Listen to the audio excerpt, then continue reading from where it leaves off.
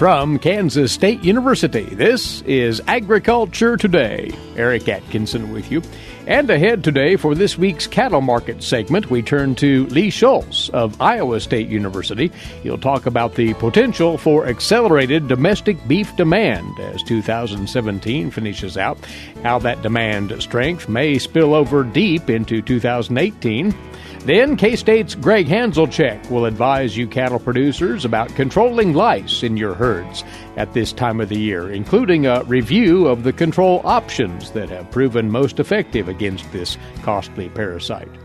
And for this week's 4-H segment, Sarah Moyer talks with K-State's Ruddy Benavides about the current 4-H new youth audience activities heading into the new year.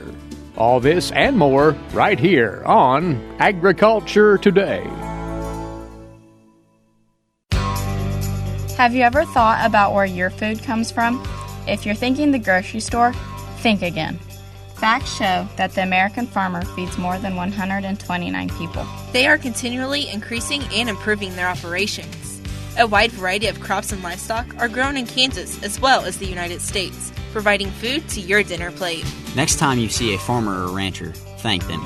For more information, contact K-State Research and Extension.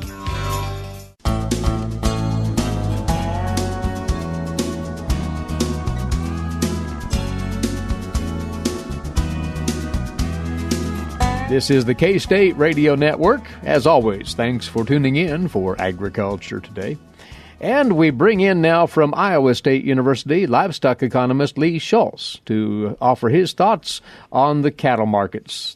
And Lee, just looking back at this past trading week, shortened by the holidays, so that always skews the view on this market to a certain extent. But what did you take from last week's price action? Well, when you look at cash prices, I think we remained relatively stable in that 120 range. Futures were a bit wobbly on Monday. I think that was a bit post-cattle on feed report where November 1 cattle on feed and October placements were a little bit larger than pre-report expectations, which maybe weighed down the market early in the week. Then we've seen a little bit support midweek and closed slightly below on Friday. Overall, markets, because of the holiday week, didn't react all too much. I'm really looking at this following week to see where that market tone goes. Still, the shining part of the market seems to be that feeder cattle market. It's resilient, if nothing else. And especially when you look at the huge feeder cattle runs relative to the last several years. I think the large supplies aren't much of a surprise to us. As we know, the calf crops have been larger, and we're expecting these pipeline feeder cattle supplies. But prices have been supported, and really we've seen those markets increase into the fall period. Typically when we've seen a little bit of a seasonal decline, we look across deferred contracts that are really all holding in that low 150 range. And I think a lot of that's derived from the fact we are seeing profitable cattle feeding margins as we get into 2018. And I think we're seeing feedlots really aggressively bidding for those feeder cattle, and that's held up prices. We might want to talk a little later about the break-even outlook for finishing cattle, which continues to improve as we move along here. There was some new information released last week, holiday regardless, and that is the latest cold storage report. That was on Wednesday from the USDA. What did it have to say, Lee?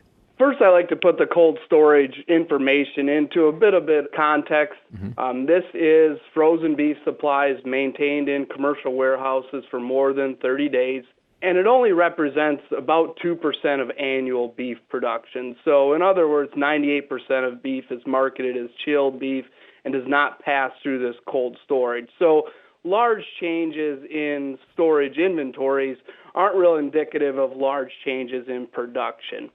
But we look at boneless cold storage inventories, and that's about 91% of the inventory. We see it a bit larger than September. We're looking at the October report here. But boneless product is 6.5% below last year, so that does show the relatively strong demand that we are seeing for beef, and it's not even entering cold storage. Really, the cold storage report confirms that we've seen relatively strong demand. We expect that demand to be strong in the holidays and hopes that we continue that into 2018. Let's spend a few moments then looking at what you call the stretch run for beef markets finishing up this calendar year. For one thing, and you could pick through many items here, the choice to select spread has widened in recent weeks. That's a favorable indicator. That is, and really that's, I think, twofold in this current situation. One is the camera grading situation, that adjustment. We've seen a bit more select cattle and a few less choice cattle, so that's helped widen out that spread a bit. But a majority of that increase is very much seasonal, as we see higher demands for middle meats, and those products has widened that spread out and has helped that overall choice cutout or the comprehensive cutout increase over the last several weeks. So that is hopefully going to hold up as we move ahead through these last few weeks of 2017. And this is in the face of total beef production for the last, 3 months, up significantly from that of a year ago. So that is, you say, reflective of beef demand as well? It is. So when however you look at beef production's up 3% the last 3 months. If you look year to date, we're up over 4%. And we've seen overall higher box beef prices. And so when you look at higher production and higher prices year over year, that's really a reflection of stronger demand. Also important in this situation is the competing meats. When you look at all products are up, if you look from pork to chicken to turkey. So consumers have a lot of choices, and they are buying more beef. Beef is a little bit lower price, maybe relative to a year ago levels, but they've consumed a lot more, and so we've actually seen an increase in demand. And you've still more evidence of how beef is being featured more prominently at retail. There is a USDA report addressing that, and as of mid-November, you say the numbers there are supportive of this trade. Yes, the USDA National Retail Report showed that when you look at circulars, so these would be online or newspapers from retail stores nationwide, about 75% of those were featuring beef. This is larger than early in November and larger than a year ago levels. So I think with that increased production has allowed retailers the opportunity to feature that product a little bit more. This last holiday week, we took a step back, but I fully expect that those features will really ramp up the next couple of weeks as we get into that Christmas purchasing season. And so I think consumers are going to have a lot of options when they look at the retail meat case. And you couple this domestic beef business with what we've been talking about all along, and that is the international beef trade and U.S. beef sales abroad. That's a positive story, as we've noted, and it appears to continue along that path as well. It does. Very strong demand when we look at the international market. We've seen September beef exports were up 14%. That's consistent with the year-to-date 14% increase. We've seen our major markets really all up compared to year-ago levels. And also the international trade situation has maybe been a bit of a surprise, not from the exports, but from the imports. We've actually imported a little bit more beef than we maybe expected.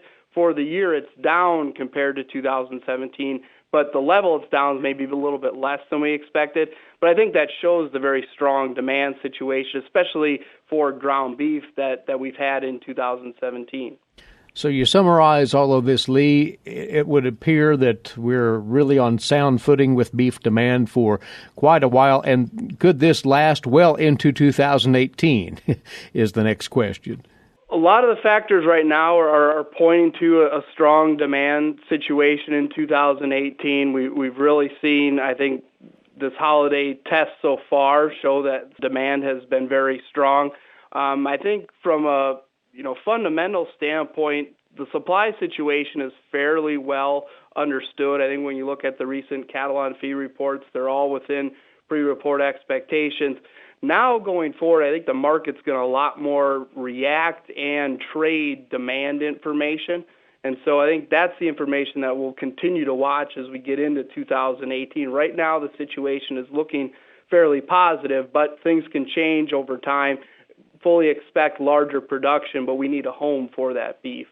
And all the while, as we see this supportive activity in beef demand, we see that the input costs for finishing cattle are under control because of lower corn prices. So the break-evens for finishing cattle as we head into the new year are working in the cattle feeders' favor.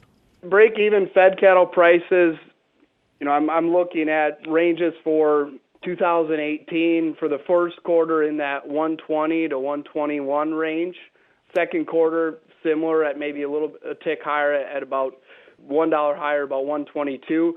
Right now, that compares favorably to what the futures market's currently offering. When you look at futures contracts for the first half of 2018, they are in that 125 range or so. So we're looking at break-even prices that are a little bit below what current futures market. That does suggest put a lot of price protection under those current prices. As we get into the latter part of 2018, I think that's where we see those break-even prices stay similar, but futures markets are trading much lower in that 115 range. And so, there's quite a bit of room to increase those prices before we hit break-even for the latter part of 2018. As for this trading week ahead, following a holiday, it's always interesting to see just what the price movement might be. Any thoughts on your part, Lee? It's really this week that's going to garner a lot of attention, especially coming off the last week. Front-end supplies of cattle are just green enough, I think, and tight enough that I think packers are going to be after those cattle because the concerns about getting caught short latter part of this year and into 2018. I think cash could be a bit higher this week as we did see some aggressive bids last week. This could help push higher futures prices. So I'm looking for at least a stabilizing to possibly a little bit positive tone in the market this week. All right. Well, we'll talk again with you just ahead of the Christmas holiday, Lee. Until then, we appreciate your comments and insight. Thank you. Thank you. He is a livestock economist at Iowa State University and amongst those who contributes regularly to our weekly cattle market segment. That's Lee Schulz, and you're listening to Agriculture Today. Did you eat today? Thank a farmer. A way to get more involved in agriculture is through 4-H and FFA. Through 4-H and FFA, we have been given multiple opportunities to grow as leaders and learn more about agriculture. You can learn skills related to jobs, public speaking skills, and you get the opportunity to travel around the country and meet new people. If you want more information about getting more involved in 4-H and FFA, visit them on their websites at kansasffa.org and kansas4h.org.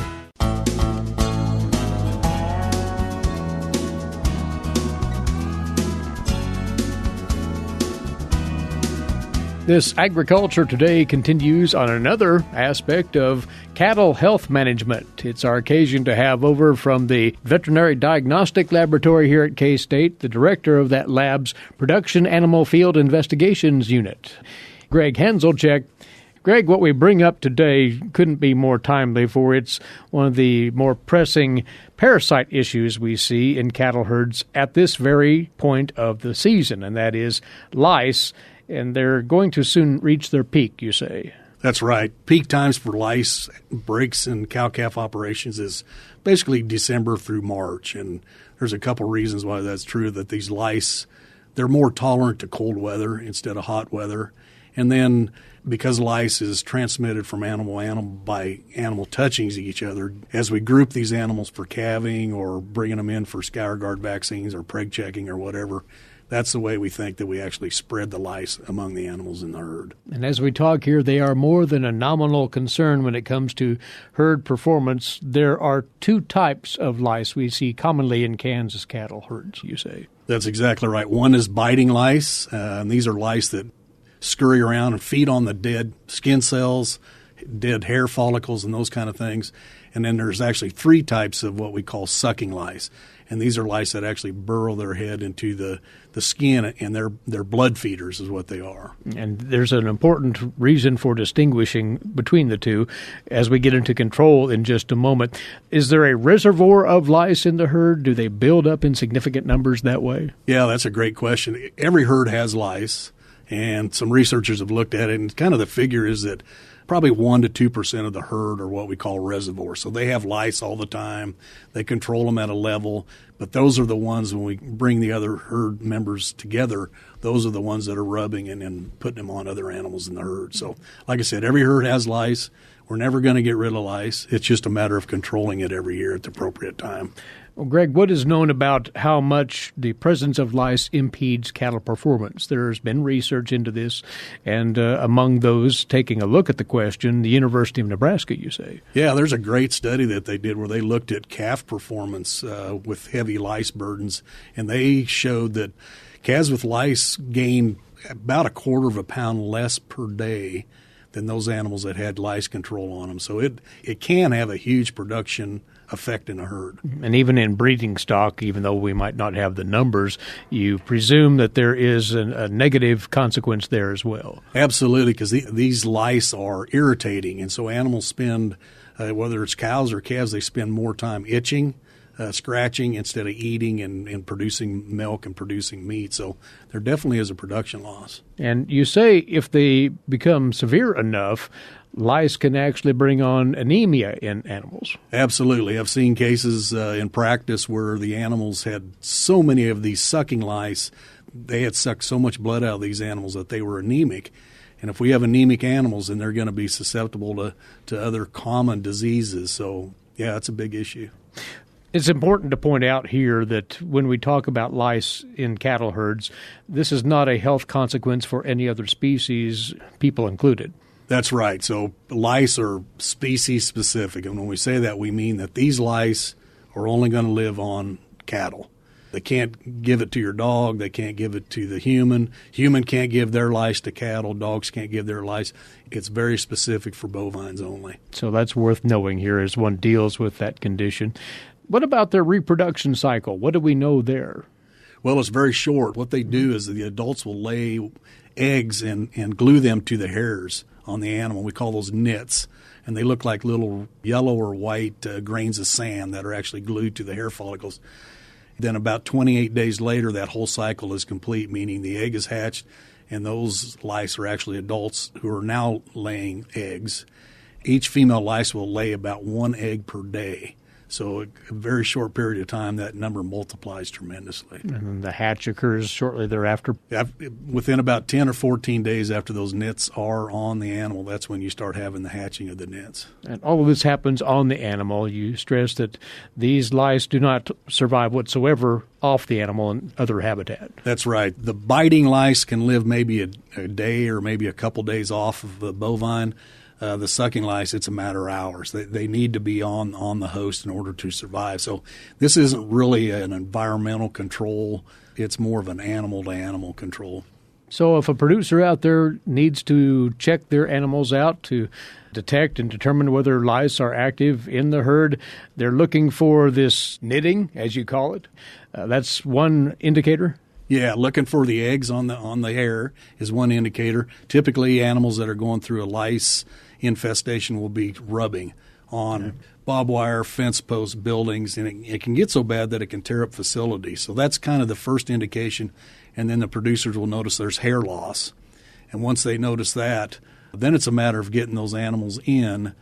And because these organisms are so small, I mean, some of them are less than 1/16 of an inch long, and it takes basically a flashlight and head and the shoulders and the dewlap are the 3 areas that you can typically find them if they're there. But you have to go slow and look in those hairless areas, and if need be, take a pair of clippers and clip some of the hair and look very, very closely because they are really tiny organisms. One's not going to take account on individual lice, but how would one know what the threshold is at which they need to act somehow? The recommendation is out there if you see 5 to 10 lice per square inch on an animal and you look at several square inches, then you probably have a lice problem you need to pour or control. For most of us as practicing veterinarians, we recommend that we control for the lice every year before calving season. Let's talk more about how to clean them up, as it were, how to get rid of a lice problem on your cattle. You mentioned pour-ons. Those are probably the most conventional of approaches here? Yeah, there's two types of pour-ons. One is where the product like the Ivomex, the Dectomax, the Epramectins, those kind of products, they are on the hide, but they become systemic, meaning they get into the animal's body. Those are really good products. They do a very good job of controlling both types of lice, both the sucking and the biting. And typically, because they're long-lasting, they're not labeled, nor do you have to re-pour. The other type of lice control is a product where you just put it on the animal's top line, and it basically goes over the skin. Those products are effective too, but a lot of those products it's recommended that you pour again in about 14 days because it only kills the adults and not the larvae or not the eggs. Those would be the non-systemic products then? That's right. There are at least one that I know of, a non-systemic product that actually has an insect growth regulator in it. So it does actually kill both the adults and takes care of the nits and the larvae. And so that product you don't need to re-pour either. But some of them, it's labeled that you bring them in 14 days to redo. You note, though, that if you're using a pour-on, don't skip an animal, for you may just delay the issue. Absolutely. It's one of those things that if you're running the head catch and you aren't very good, like I'm not very good, and an animal escapes without pouring it, because you don't want that animal to reinfest the herd. You want to make sure that you control the lice as best as possible.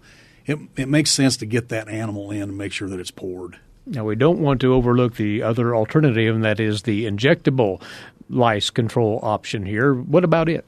Those are good products, too. It's important for producers to know that for at least the products I know, they're not labeled for the biting lice, meaning they're only going to take care of those lice that are actually sucking the blood because the product is in the blood. It's in the system. So it's important if you're trying to control both that you use a pour-on of some sort, either systemic or non-systemic product. And if you have both types, a pour-on and an injectable, is that a good combination here, or just stay with the pour-on? For lice, you basically just stay with one. If you're trying to control both internal parasites and external, which a lot of times we'll do, at this time of year, then use an injectable and a pour-on for lice is really a good combination. All right. One final thought here on this, and it gets back to biosecurity, as you put it.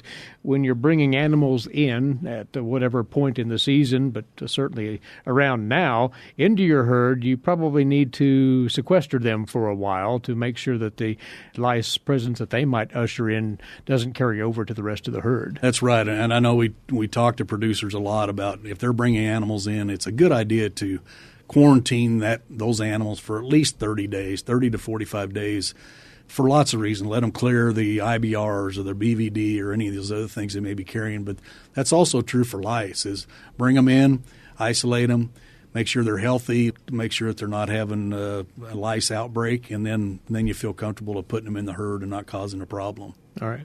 Well, if one hasn't taken measures to assure that lice aren't going to be a problem in the herd for the remainder of this fall into the winter, Gregg, they ought to be taking steps now in whatever fashion. Absolutely. These products are inexpensive. They're very effective. So anytime from December through March, at least for me, prior to calving, let's make sure that we pour every adult in the herd. For there is a cost associated with not dealing with this parasite in the herd. And Gregg, as always, we appreciate the word. Thanks, and we'll have you back again soon. Thank you. Gregg Hanzlicek joining us from the Veterinary Diagnostic Laboratory here at K-State on the ins and outs of lice control in beef cattle production. And you're listening to Agriculture Today. We'll be back after this break over the K-State Radio Network. Did you know every Kansas farmer feeds 128 plus people? Kansas farmers are hard workers, dependable, authentic, and sensitive. Not only do farmers put food on your table, but they put clothes on your back and fuel in your car. For more information about Kansas farmers, visit K-State Research and Extension online or stop by your local extension office. This message has been brought to you by the K-State Animal Sciences Leadership Academy participants.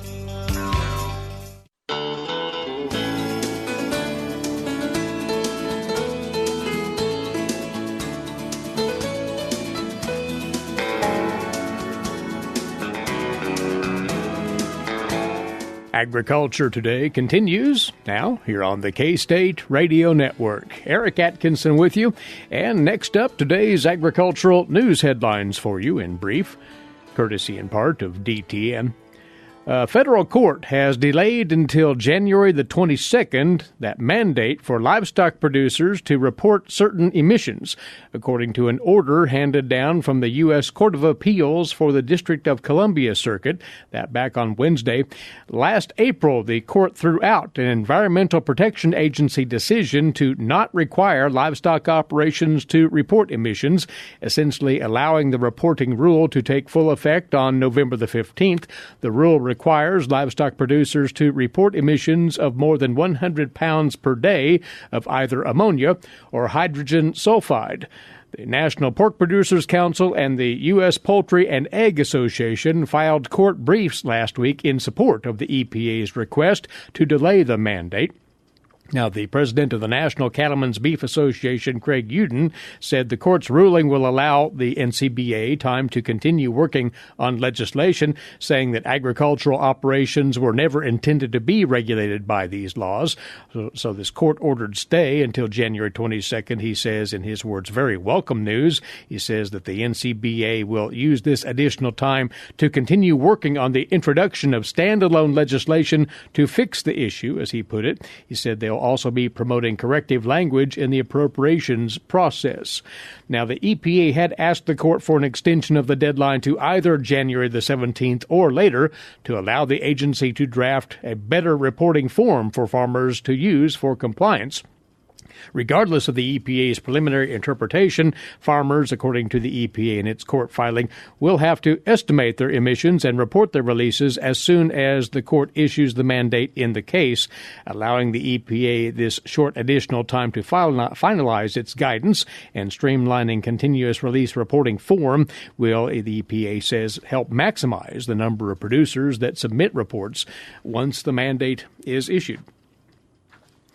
Thanks to an international collaboration, faculty at Kansas State University's Institute of Computational and Comparative Medicine and bioenergy researchers at Yangzhou University in China have marked a significant milestone for the production of ethanol fuel from wheat. Their study was recently published in Applied Energy. That's a top-tier journal in the field of energy. This research team developed a computational and mathematical model to determine factors that impact temperature rise during a pelleting process of biomass. The condensed biomass, or pellets, can be easily handled and transported then to make ethanol. By applying the model recommendation to experiments, they found that the percentage of burned-out pellets was reduced, while the pellet density, pellet durability, and sugar yield from the pellets was significantly improved. This study included support from the Kansas Bioscience Authority. The experimental work of the study was partially supported by the National Science Foundation. Well, now that the Thanksgiving holiday is over, there are several events and informational opportunities for you producers to take in very soon, including one set for this Wednesday, the 29th. This will be in northeast Kansas, a cover crop field day near Holton. It'll start at 9:30 in the morning. It'll run until noon. Lunch is included in this program. Among the topics they'll cover at this field day, the benefits of planting cover crops, selecting a cover crop, grazing management for cover crops, looking at building organic matter with cover crop utilization, water infiltration improvements, funding programs available for implementation of cover crops, and cover crops in brome. There's no cost to attend. No registration is required. The location is 3 miles north of Holton along US 75 to 254th Road, and then east. There will be a noon lunch provided once again in Holton itself. So a cover crops field day coming up in Jackson County this Wednesday, November the 29th, again just north of Holton. You can contact the Jackson County Conservation District for more information on that. And don't forget that series of meetings for producers on managing their cattle production on limited pastures, the first of which is on December the 12th. That's at Marysville, the 13th in Blue Hill, Nebraska, the 14th in Oberlin, Kansas. You need to catch up with your local Extension agricultural agent for more information on those. Now it's on to this week's edition of Tree Tales, and standing by with that is K-State Forester Jarren Tindle. Jarren? The most productive and diverse part of our landscape is usually right next to our streams. This is known as the riparian area, and its management has received increased attention in recent years due to the critical part it plays in water and wildlife issues. Riparian systems look and function differently across the country. In spite of their differences, riparian areas possess some common ecological and hydrological characteristics, namely water storage, flood control, nutrient cycling, and water quality protection. Flooding is important to riparian ecosystems as it can affect stream morphology and vegetation. Groundwater storage is recharged through seepage and channel overflow onto floodplains. Nutrients in riparian ecosystems are partially supplied by materials and water delivered during flood events. Additionally, overbank flooding ventilates soils and roots so that gases are exchanged more rapidly. Oxygen is supplied to roots and soil microbes, and the release of gaseous products of metabolism, such as carbon dioxide and methane, is enhanced. As floodwaters spread over a floodplain, water velocity is reduced by the vegetation, which allows much of the sediment to settle, reducing the likelihood of its re-entering the stream. Riparian vegetation increases sedimentation of particulate matter in the floodplain by filtering additional sediment from runoff and floodwaters. The result is that riparian areas serve as effective sediment traps and reduce the amount of sediment that might otherwise enter a stream or downstream water body. When nutrient-rich sediment is deposited on the floodplain, it is modified by a number of different chemical and biological mechanisms. Nutrients such as nitrogen, phosphorus, calcium, magnesium, and potassium are rapidly taken up by shallow-rooted plants like grass. Easily dissolved nutrients that may leach downward through the soil into the groundwater are taken up by deeper-rooted vegetation, such as trees. Some of the nutrients taken up by plants are returned to the system during autumn leaf fall or when the vegetation dies and is decomposed. When riparian areas are managed well, they reduce the sediment, nutrient, and chemical inputs to our streams. This means that fewer taxpayer dollars need to be directed toward flood control, water supply, and water treatment services. You've been listening to Part 2 of the Tree Tales series, Riparian Systems. For more information on riparian areas and their management, please visit kansasforest.org. This has been Jarren Tindle with the Kansas Forest Service, bringing you another Tree Tale. All right, Jarren, thanks. And you're listening to Agriculture Today. Hamburgers, roast, ribs, steak, or whatever you prefer. Beef, it's what's for dinner. Kansas cattle farmers produce 7.5 million head of cattle per year.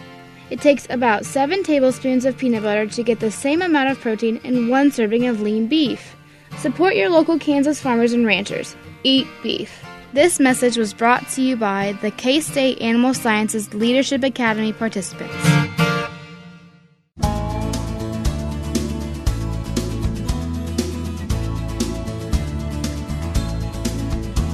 Welcome back to Agriculture Today. We're excited to share another 4-H segment here, being Monday, and this time speaking with Ruddy Benavides on her programming that's going on with new youth and adult audiences. It's good to have you on, Ruddy. Thank you so much, Sarah. It's good to be here. Part of your programming that's been ongoing and that we'd like to share a wrap-up on would be the project in Seward County that's been taking place. And will you give us a recap on how that's coming to a close? Yeah, so we're reaching the end of our Youth Futures program in Seward County, which is mainly a 4-H peer mentorship program. So we have paired underrepresented youth with older, I guess you could say, mentors in the county, and they have been working together. I came on board just recently, but they've been working for at least a year together. You know, this program tries to prepare them for college and gives them the tools to prepare for future careers. So that's been going on for a while, and so now kind of coming towards the end and the close of the program, we're looking forward to a recognition event coming up in December where we will have a guest speaker come and talk about her experiences living in liberal and being bilingual of an underrepresented group and being able to successfully complete her bachelor's degree and then go on to law school. And so she went back to live in the area. So we're excited to have her. And we will also be inviting the families. And, it's going to be a really fun family night. Of course, we'll also be learning, but mainly it's to celebrate the kids and celebrate the mentors specifically, and celebrate, of course, our 4-H staff and program coordinator, Vicki Yorio, Kylie Harrison, helping us out in Seward County, and of course Diane Mack, who's been helping me out, and Elia, who was here before I started the program. So helping out and finishing out the program. We're really excited, finish with a bang, and looking forward to see the kids succeed and see what they go on to do. And Rudy, this is your third time here on Agriculture Today, sharing with us about these new youth and adult audiences, the programming that's going on within Kansas, and something that's unique to you and your 4-H story is that you didn't come from a 4-H background initially, but have been now involved with the 4-H program and this new branch of it, this evolving branch of it. And would you like to share a little bit about how your perspective being brought to the table is helping the 4-H program grow? Sure. No, I'm very excited to share and have a little bit of a different perspective and a different lens on 4-H, not only being a Latina, native Kansan, I was born in Greeley County, but also having this experience of being aware of 4-H. It was in my county, of course, but never really fully understanding what it did and never understanding if it was for people like me, and trying to find a place, in society, trying to find a place as an individual in a small county. So never really thought much about it. And then, being really happy and fortunate to have an internship, as I've mentioned before, in Southwest Kansas at the area office in 2013, working with underrepresented youth there, and then moving on into an assistantship position here at the state office in Manhattan, Kansas, and now being in this position, very fortunate to have sort of progressed in these different layers and wonderful layers of extension and everything it offers. But 4-H specifically, very fortunate to have this different perspective, I think. Being from Kansas, I see the beautiful quilt of people that create our state, and very proud to be from Kansas. And so I think now being in this position, I'm able to share that with other people outside of state. I've been meeting a lot of people through my connections and networking with individuals with all my projects from various extension organizations across the nation. So I think, being able to put Kansas out there and be like, this is where we're from, this is what we're doing, and being able to share that, I think, with people from where I was born too, is really special, and trying to bring people in and get excited. And not only that, but now be able to share 4-H back with other people who were in my position, who didn't know what it was, and now they're able to experience it and go on and do wonderful things with it in the future.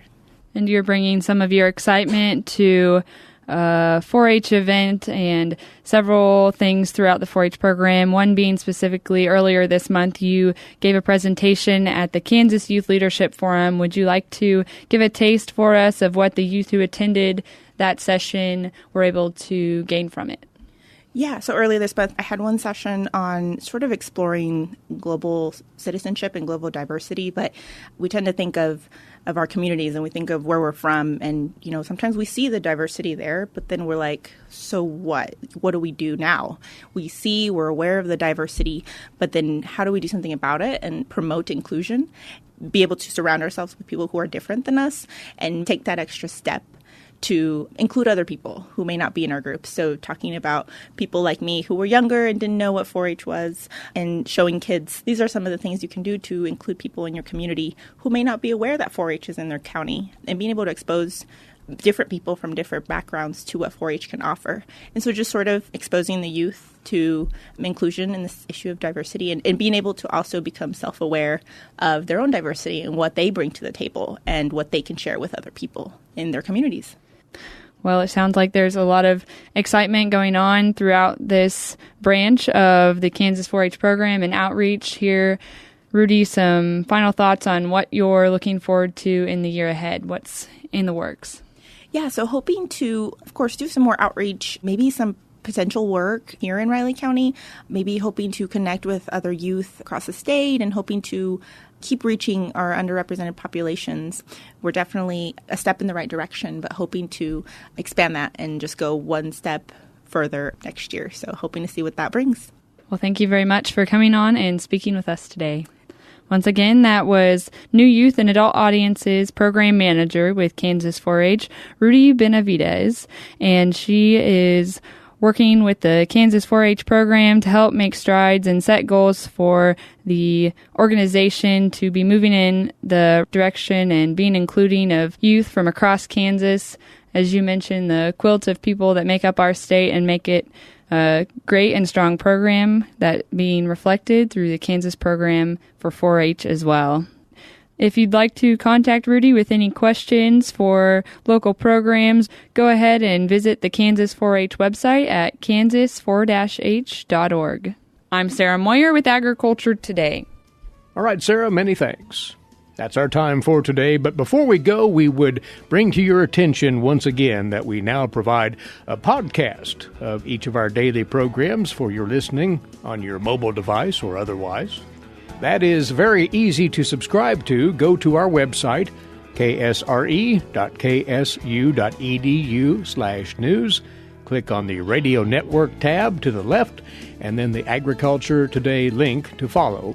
That takes you right to the subscription directions for our new podcast service, ksre.ksu.edu/news. Thanks for tuning in. For Sarah Moyer, Eric Atkinson here for Agriculture Today. Over this, the K-State Radio Network.